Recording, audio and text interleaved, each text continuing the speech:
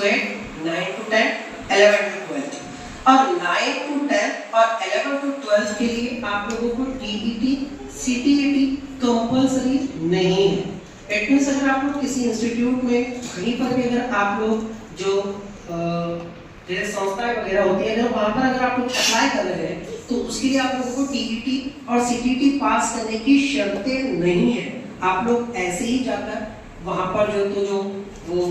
अदारा जैसे भी आप लोग का सिलेक्शन करता है विद इंटरव्यू या फिर कोई छोटा मोटा लिखित एग्जाम्स वगैरह लेते हैं या फिर डेमोन्स्ट्रेशन कोई लेसन ऑब्जर्वेशन वो जिस तरीके की नहज पर चाहे आप लोगों का इंतखाब सिलेक्शन जो तो कर सकते आप